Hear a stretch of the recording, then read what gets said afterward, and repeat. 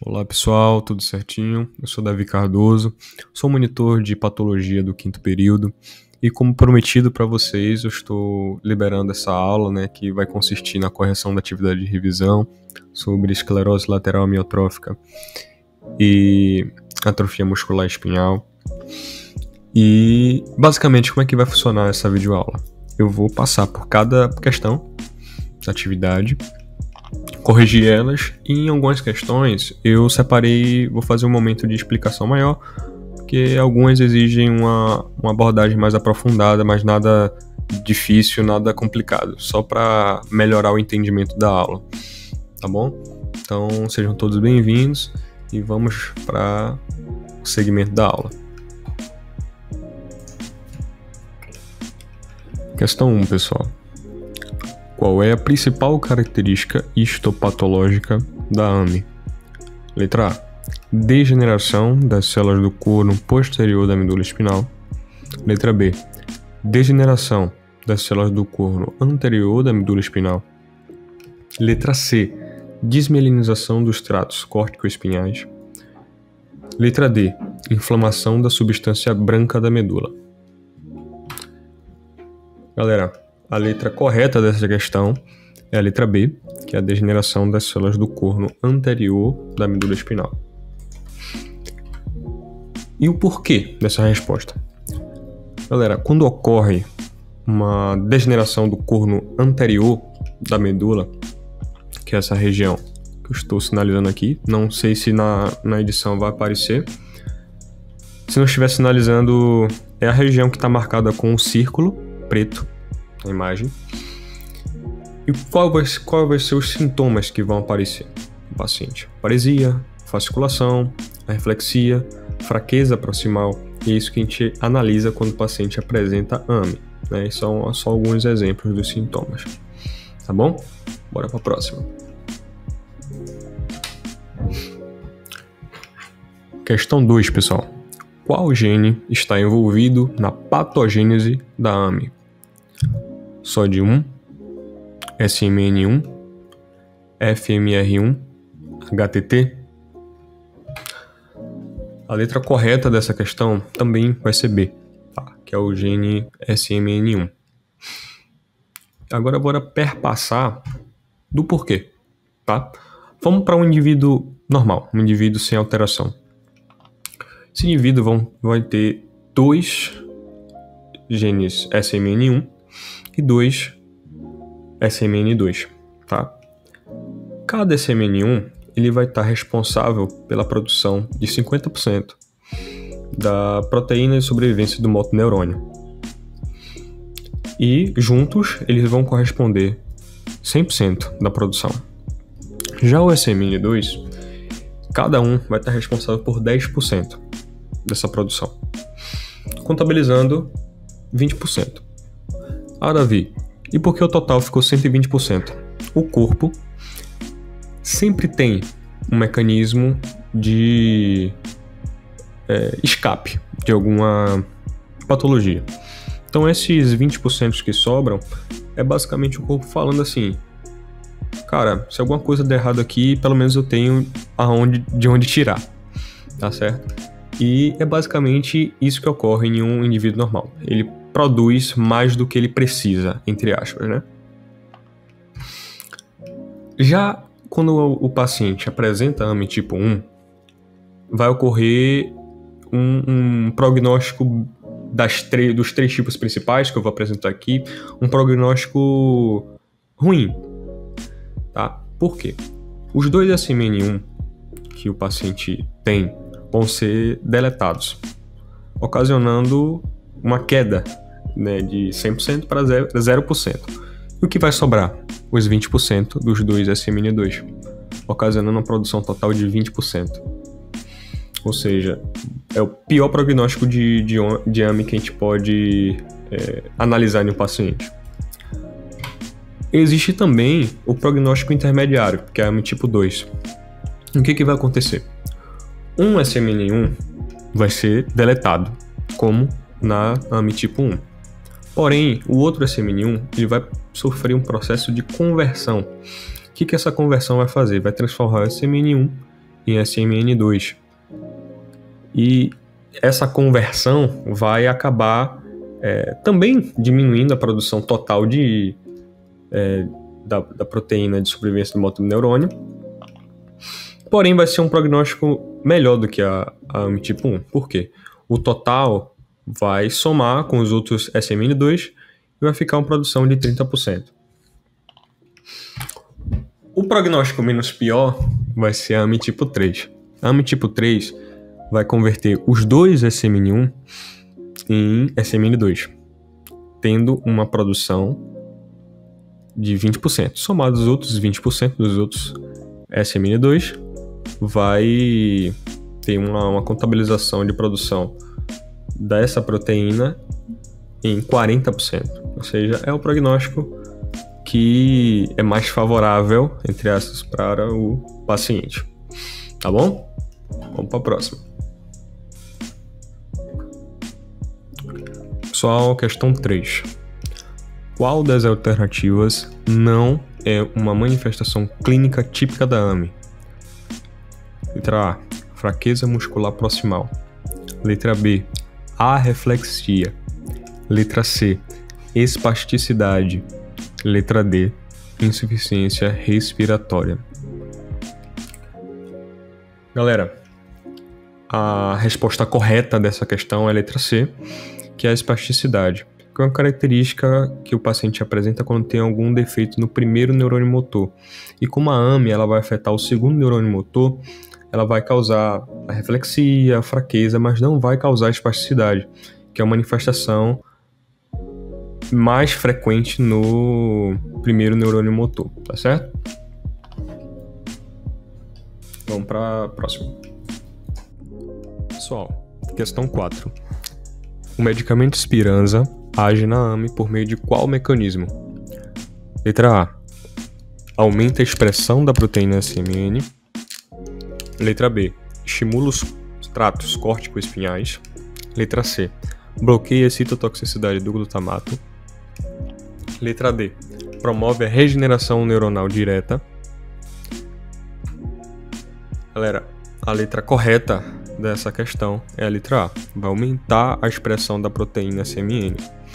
Para a gente detalhar mais essa questão do tratamento da AME, eu preparei esses dois slides, tanto do Spinraza quanto do Zolgensma, para a gente entender mais um pouquinho como é que é a abordagem de cada um desses medicamentos. O primeiro medicamento, que é o Spinraza, ele tem um potencial de estabilizar a condição do paciente. Ele pode ser utilizado em qualquer idade e ele necessita de um tratamento contínuo, porque o propósito dele realmente é o que a questão mostra pra gente, que é aumentar a expressão da proteína SMN. Então ele exige realmente um tratamento prolongado, um tratamento até o fim da vida do paciente. Só que existe outra opção, que é uma opção bem mais cara, que é o Zolgensma. O Zolgensma, ele é uma terapia gênica com proposta, essa é uma proposta curativa. O que isso quer dizer? Só necessita de uma única aplicação, só que tem um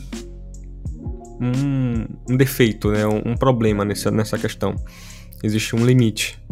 O preferencial é aplicar antes dos 2 anos de idade do paciente. Então, isso depende muito de um diagnóstico certeiro, enfim, são várias burocracias para serem feitas. Ter realmente, se a pessoa quiser realmente comprar diretamente, precisa de um capital ou enfim, um recurso prévio. Não é fácil, mas é de fazer isso tudo até esse limite de tempo, e é uma das desvantagens desse medicamento. Então, existem essas duas abordagens, tá? De tratamento para a atrofia muscular espinhal. Bora para a próxima. Questão 5, pessoal. Qual é a principal característica da ELA? Letra A, envolvimento apenas do primeiro neurônio motor. Letra B, envolvimento apenas do segundo neurônio motor. Letra C, degeneração do primeiro e segundo neurônios motores. Letra D, processo inflamatório na substância cinzenta da medula. Pessoal, Na ELA, existe a degeneração do primeiro e segundo neurônio motor, que é o que é expresso na letra C, tá bom? Isso está desde o início dos acometimentos da esclerose lateral amiotrófica. Bora para o próximo. Pessoal, questão 6. Qual neurotransmissor está envolvido no mecanismo de excitotoxicidade da esclerose lateral amiotrófica? Letra A, dopamina. Letra B, acetilcolina. Letra C, glutamato. Letra D, GABA. Pessoal, a resposta correta é o glutamato. Letra C. E para a gente entender, a gente tem que entender o motivo, né? A questão da fisiopatologia da esclerose lateral amiotrófica. Eu preparei um esquema parecido com o da aula, um pouco mais resumido também, para explicar essa questão da fisiopatologia da ELA. A ELA, ela vai necessitar de um gatilho para acontecer. E a maioria das vezes, esse gatilho é causado por agentes pró-oxidantes. Esses agentes eles podem ser divididos em endógenos e agentes exógenos. Alguns exemplos de agentes endógenos: disfunção mitocondrial, defeito no citocromo P450, síntese de prostaglandinas exacerbada. E os exógenos, o uso contínuo de tabaco, exposição a raios ultravioletas, poluição, má nutrição. E qual é o fim dessa história, tanto desses agentes endógenos e exógenos? Esses dois tipos de agentes eles vão liberar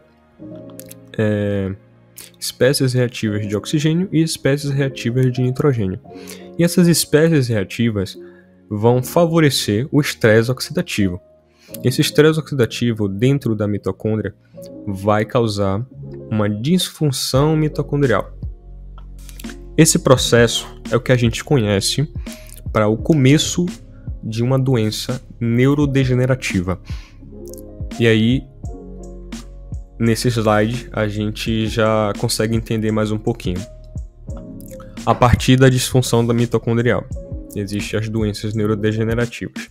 Pode seguir para o passo das outras doenças neurodegenerativas, Alzheimer, Parkinson, Huntington, esclerose múltipla, ou pode ir para o lado da ELA, né, que é uma dessas doenças neurodegenerativas.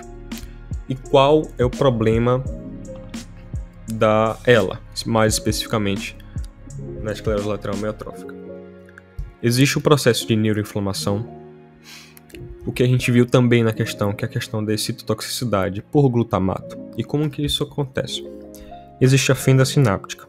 A fenda sináptica vai ter uma concentração muito grande de glutamato. E essa presença grande aumentada de glutamato vai aumentar o influxo de cálcio para dentro da célula.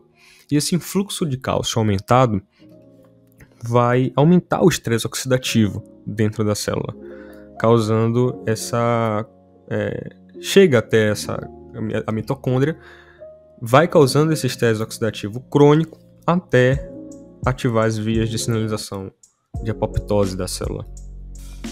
Ou seja, o neurônio simplesmente vai morrer devido a esse processo de estresse oxidativo crônico. Além disso, existe o que a gente chama de lipoperoxidação. Essas espécies reativas, tanto de oxigênio quanto de nitrogênio, vai reagir com a gordura, né, basicamente gordura, da bainha de mielina e vai causar o processo de desmielinização através desse processo de lipoperoxidação. Essas moléculas vão reagir e causar essa degeneração da bainha de mielina. O outro mecanismo que a gente conhece é a agregação do sódio 1, que é uma proteína, tá? Vão formar complexos que vão ser tóxicos para a célula também, que eu vou explicar em um slide mais à frente. Conhecendo isso tudo, eu acho que é a base para a gente entender como que ela vai funcionar, tá? E aproveitando o gancho, a gente tem o tratamento da esclerose lateral amiotrófica. Existem dois medicamentos que podem sim ser utilizados em conjunto que é o riluzol, e edaravona. A proposta do primeiro, que é o riluzol, é atuar no problema do glutamato, tá certo? Do acúmulo de glutamato na fenda sináptica. Já a edaravona, ela vai agir no estresse oxidativo. Ela é um antioxidante que vai reduzir o estresse oxidativo da célula, tá certo? Então, para entender o tratamento, a gente tem que entender a fisiopatologia do processo, tá? E lembrando, gabarito, letra C, excitotoxicidade por glutamato, tá? Vamos pro próximo. Questão 7, pessoal. Qual das manifestações clínicas diferencia a ELA da AME? Letra A, fraqueza muscular proximal. Letra B, espasticidade e hiperreflexia. Letra C, atrofia muscular. Letra D, insuficiência respiratória. Galera, a questão correta é a letra B, que é a espasticidade e hiperreflexia, que a gente observa na esclerose lateral amiotrófica, mas não observa nos casos de AME, tá bom? Vai justamente com a questão de onde ela vai acometer e a AME não vai, tá bom? Vamos lá.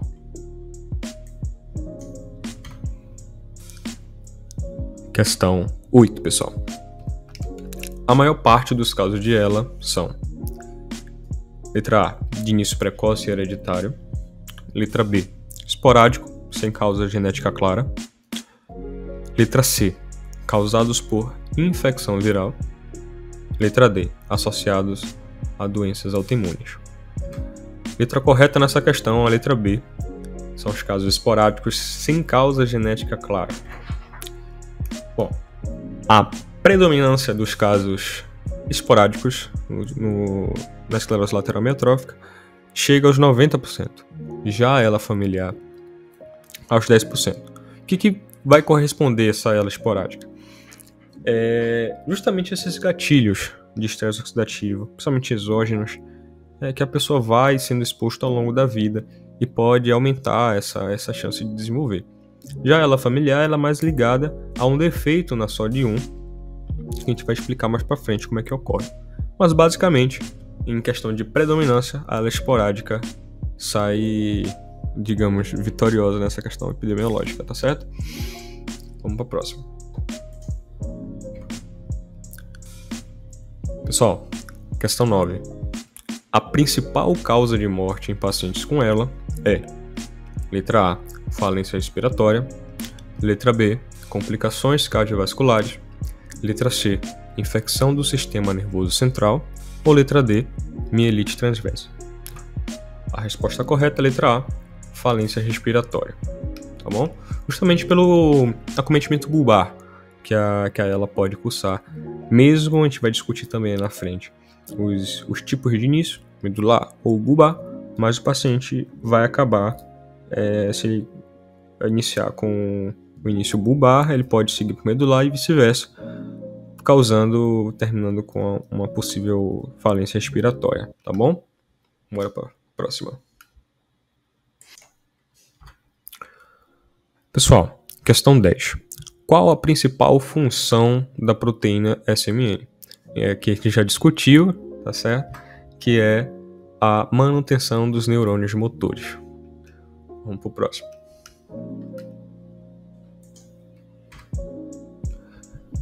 Questão 11, pessoal. Qual grupo muscular é mais acometido na atrofia muscular espinhal?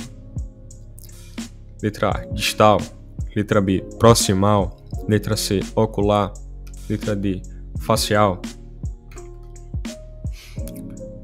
Gente, na AME existe uma preferência, né, digamos assim, pelos músculos proximais, ou seja, tronco, ombro, quadril. E a resposta correta, nesse sentido, é a letra B. Tá bom? Vamos para o próximo. Questão 12, pessoal. O que é observado na histopatologia dos músculos de pacientes com AME? Letra A, hipertrofia uniforme das fibras musculares. Letra B, presença de fibras musculares atróficas e algumas hipertrofiadas. Letra C, degeneração da baía de mielina. Letra D, aumento da densidade neuronal. Galera, a letra correta dessa questão é a letra B, que é a presença de fibras musculares atróficas e algumas hipertrofiadas. Davi, por que existe fibras hipertrofiadas na AME? Já que tem essa deficiência de sinalização, enfim, a consequente atrofia muscular. Não são todas as fibras musculares que vão atrofiar. Durante o percurso da ELA, as fibras que ainda estão saudáveis, elas vão sofrer hipertrofia como um mecanismo compensatório do corpo. O corpo toda hora tenta, quando está com algum problema, ele tenta voltar à homeostase, tá certo? E nesse sentido também não foge muito não. O corpo vai tentar compensar nas fibras que também restaram, né, as fibras que estão ainda saudáveis, para tentar suprir a necessidade do corpo, claro. Essas fibras não vão conseguir lidar com a demanda, mas o corpo tem essa resposta compensatória, tá bom? Vamos pro próximo. Questão 13, pessoal. Qual alternativa apresenta um fator de risco conhecido para a AME? Letra A, exposição a neurotoxinas. Letra B, mutação do gene SMN1. Letra C, deficiência de vitamina B12. Letra D, infecção viral na infância. A questão correta é a mutação no gene SMN1, que já viu, já comentou inclusive. E eu queria só chamar atenção para a letra A, que é essa exposição a neurotoxinas. Lembrem que existe uma neurotoxina, um exemplo que a gente viu na aula de semana retrasada, que é o seguinte, que é a toxina BMA. A toxina BMA, ela foi identificada na ilha de Guam, em Nova Guiné, tá? E aumentou cerca de 50 vezes a incidência de ELA, não de AME, tá? Então, prestem atenção nos enunciados para não se atrapalharem, tá certo? Então, mutação no gene SMN1. Questão 13. Galera, seguindo para a questão 14. Sobre o medicamento Zolgensma, qual sua principal ação? A gente acabou comentando nos slides anteriores a função de cada um. E a questão correta é a substituição da função do gene SMN1. É uma terapia gênica, uma terapia com proposta curativa, tá? Então, a proposta do Zolgensma é substituir a função do gene SMN1. Tá? Vamos para a próxima.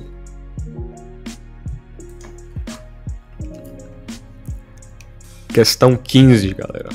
Qual das seguintes características não está associada à esclerose lateral amiotrófica?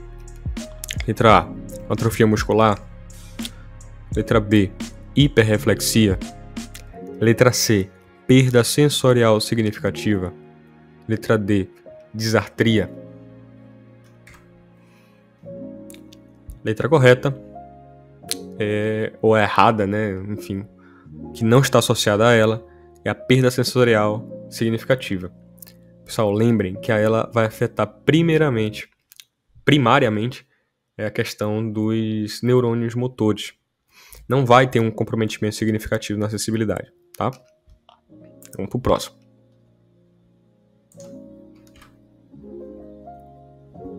Questão 16, galera. Qual é um dos principais genes associados a ela familiar? SMN1, HTT, SOD1, DMD. Também já falei sobre essa. O gene mais associado a ela é o SOD1. E vamos explicar o porquê disso aqui. Pessoal, vamos agora focando na fisiopatologia da ela relacionada ao SOD1. O que acontece nesse processo? Primeiro, o indivíduo ele vai vai possuir uma mutação no gene SOD1. O primeiro passo é esse. E essa mutação vai favorecer a agregação proteica. E com o acúmulo, com essa agregação proteica demasiada, vai comprometer a função celular. E comprometendo a função celular, vai aumentar o processo do aumento do estresse oxidativo, causando disfunção mitocondrial e levando à apoptose neuronal, tá? Então, um resumo rápido da fisiopatologia relacionada ao SOD1, que é realmente isso. A agregação proteica leva ao comprometimento da função celular, aumenta o estresse oxidativo, disfunção mitocondrial e apoptose neuronal, tá? Bem rapidinho. Dei uma lida mais nesse tema, que é justamente para vocês aprofundarem, mas basicamente é isso, tá bom? Vamos lá.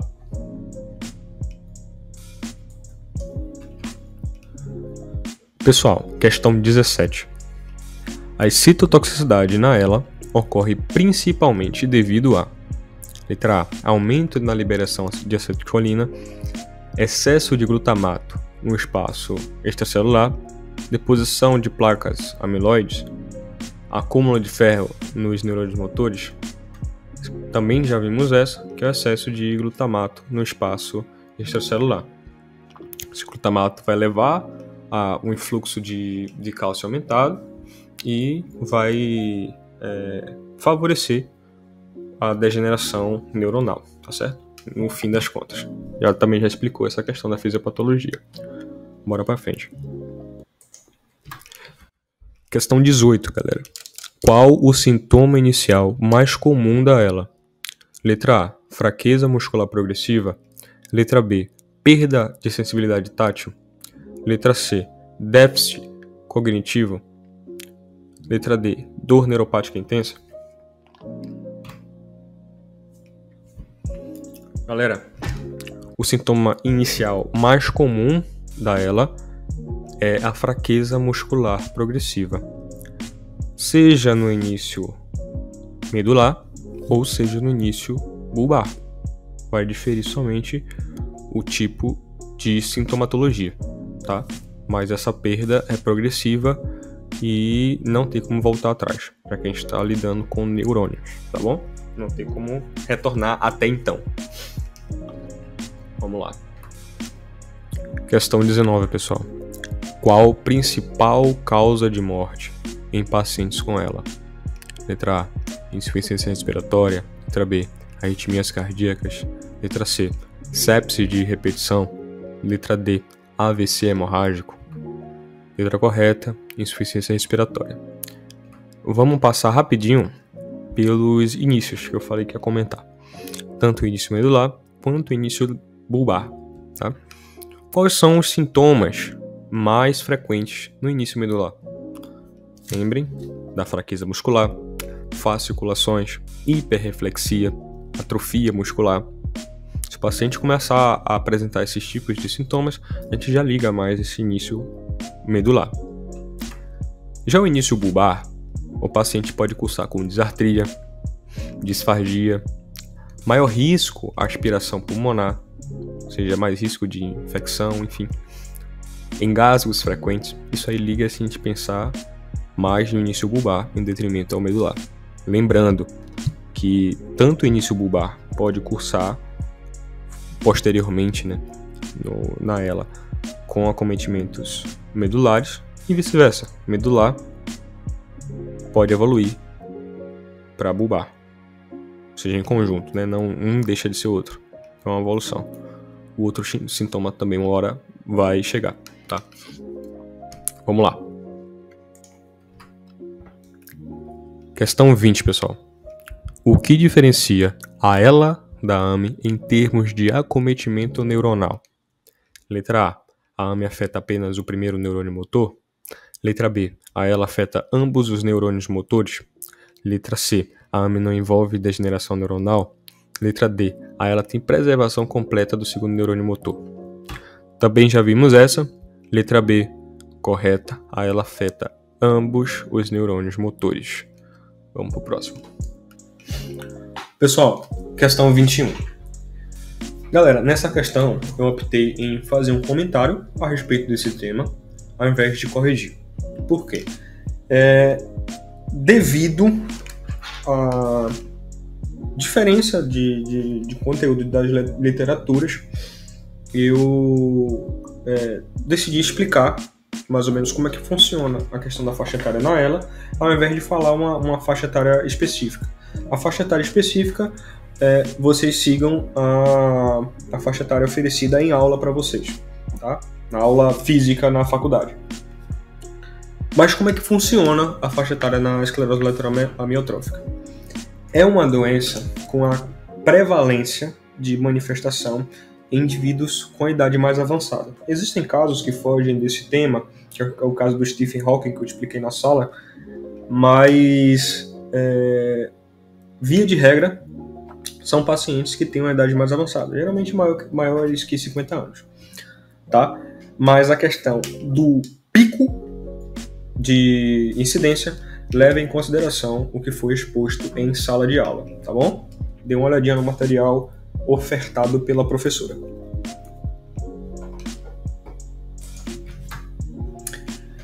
Questão 22, pessoal. Qual dos seguintes fatores pode ser um gatilho para o desenvolvimento da ELA? Letra A, trauma físico repetitivo. Letra B, deficiência de ferro. Letra C, deficiência de magnésio. Letra D, hipoatividade muscular. Letra correta é o trauma físico repetitivo. Letra A. Por quê? Os traumas físicos podem realmente servir como gatilhos nessa questão da fisiopatologia da ELA. Então, letra A, trauma físico repetitivo. Tá bom? Pessoal, finalizando a aula, queria agradecer a todos por chegarem até aqui e desejar boa sorte, boa prova, uma excelente prova para todo mundo. Que esse material sirva de apoio, sirva de ajuda à construção do conhecimento de vocês. Eu tenho certeza que todos irão tirar excelentes notas nessa prova. Revisem o conteúdo, se necessitarem, revisem essa aula também, revisem a atividade liberada pela professora, pelos outros monitores. E assim, calma, respira, que vai dar tudo certo, tá bom? Qualquer dúvida, também estou por aqui, podem aperrear, tá certo? Tchau, tchau.